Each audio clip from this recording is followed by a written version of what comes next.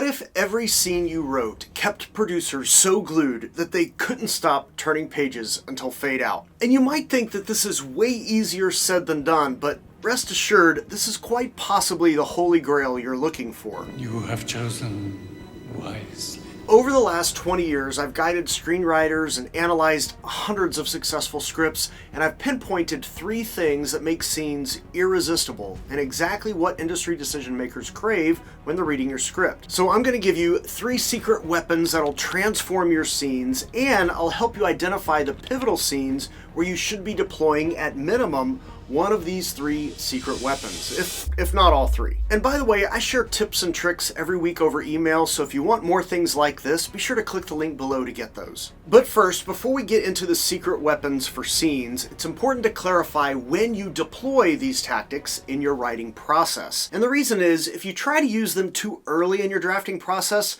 you're just gonna screw things up and you have to backtrack, and that's just an inefficient way to write. You have a day job, a family, probably limited time to write, so I don't want you backtracking.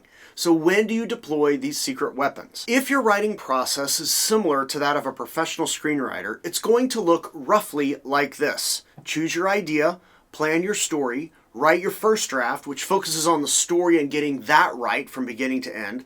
Then you resolve any story issues and plan draft 2. Then you write your second draft, which focuses on the storytelling, the experience of the reader. Then you resolve any lingering story issues and storytelling issues, plan your polished draft, which is draft 3, and then you write that third draft. That's the process, and you should be able to walk through it in roughly 3 months. And yes, I just said you should be able to go from idea to polished draft in 3 months. If you aren't able to do that yet, that's a goal you should put on your radar. Now, the point at which you start considering deploying these secret weapons for scenes is right here. After your first draft, but before your second. If you do it too early, what happens is you'll end up writing a scene that's awesome and you're gonna fall in love with it. But if your story is broken and you write a powerful scene that doesn't fit the story, you're not going to want to get rid of it. So when people talk about killing their darlings when it comes to writing, it's because they've written something they love, but it just doesn't fit the story anymore. Whether it's a scene or a character doesn't matter. And it's disheartening. So I just opt to not kill the darlings. I wait until I know I've got all the scenes I need for my story to work, and then I worry about jacking up the scenes with these secret weapons I'm going to share with you. And the thing is, you also don't want to overuse them, because playing with these secret weapons is kind of like playing with fire. On a torch, fine. In a fireplace, okay. Even on a candle, totally cool. But catching the curtains and the furniture on fire, not a good plan. I'm gonna tell you something. Don't get sentimental now, Dad. Save it till we get out of here. The floor's on fire. See? So the first secret weapon has to do with the character's perception. So let's take a simple example of a businessman going into a store to buy a suit. And we'll call him George. Okay, his shopper's name is George, and maybe George has got an interview for a new job and he needs a new suit. Now, when George walks into the store, in his mind, he has the upper hand. It's his decision. He's got the money. It seems like all the cards are in his hands, and he has a budget of $500 in mind. He knows he wants a blue suit. All that stuff, all fine. At the same time, Kenny, the salesman, upon seeing George, knows he's got an immediate sale. And the question is whether he can get George into that $1,000 suit. Now, Kenny has the knowledge, he has negotiating experience, and it seems like, at least to Kenny, that all the cards are in his hands. So, who's right? I mean, on one hand, George wants a suit and doesn't want to spend more than $500. But Kenny wants to sell George a $1,000 suit, and he knows he can do it. They both can't win. One of them is going to come out on top, and suddenly the scene is interesting. But why? I mean, on the surface, it's kind of a boring scene. It's a guy trying to buy a blue suit, and it is boring until we deploy the first secret weapon, shifting power dynamics. And at its simplest level, this is where one character enters the scene thinking they have the upper hand, that they have the power in the scene, only to realize that they don't. And they have to fight to get it back. So George thinks he's got the upper hand because he's the one buying the suit until Kenny starts showing him different materials, showing him the more expensive suit makes him look better, more like a business executive and not a lackey. And that this suit's gonna last longer. It's a better investment. And Kenny starts to get the upper hand until George digs his heels in on the cost and finds a cheaper suit that looks just as good on him as the expensive version. Now Kenny, who had the upper hand, doesn't have it anymore. And when you can shift the power dynamics like this in a scene, suddenly the scene becomes interesting. And the characters have some intentionality and assertiveness to pursue what they want. And like in this example, it's even better if you can shift both characters. However, sometimes shifting both characters isn't possible. So something else to consider is having one character just rock steady consistent. Okay, they're not going to change. Their power in the scene never moves at all. But the other one comes in thinking they have the power, and over the course of the scene they lose it, or they think they don't have any power, only discover in the scene that they have more power than they thought. Man is humble. Kneels before God.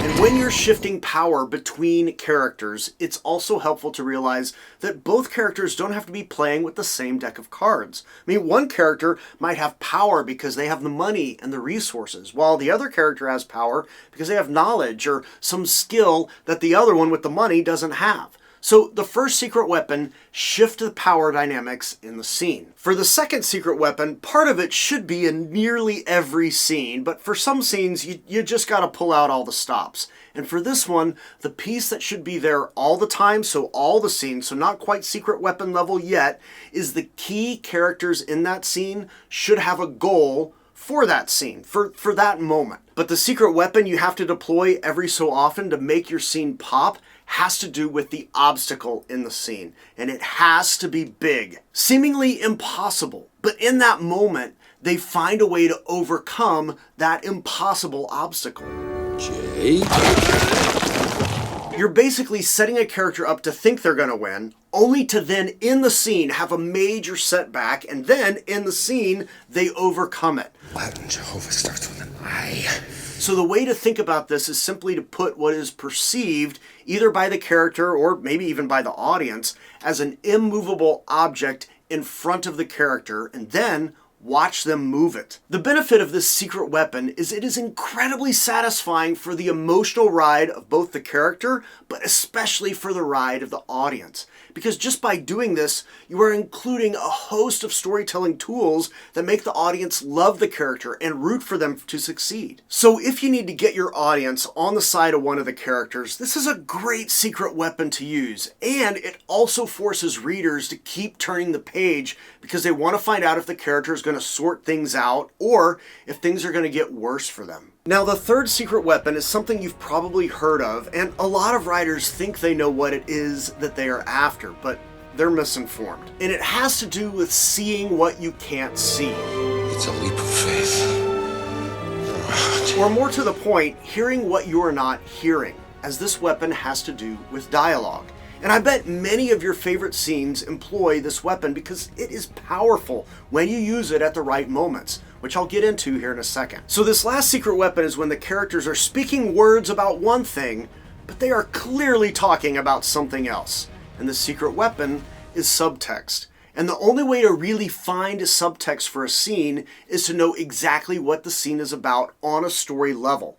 This is why you wait to deploy these weapons until you have your story working. Because only when you know what the scene is really about on a story level, what's there that is unseen, only then can you figure out what kind of metaphor or other thing that you can use in subtext for what is happening in the scene. And then only upon reflecting on the scene or shifting the audience's perspective on what they're seeing can you truly have meaningful subtext. And the reason this is so powerful is because the audience gets a chance to be smart. They get a chance to understand and figure things out on their own. And it sucks them into the story even more. Okay, but Jake, where should you use these secret weapons to get the most bang for your buck?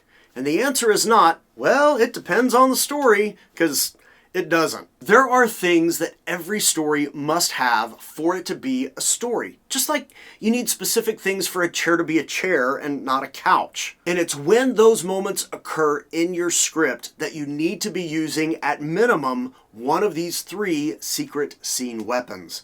And those scenes have to do with where the key moments of story happen. So, the inciting incident, plot point 1 and 2, the twists, the midpoint, the culmination, and the resolution. Now, if you don't know how to identify those story moments in your scripts, you've got to learn. But once you know, you will be a super secret weapon wielder.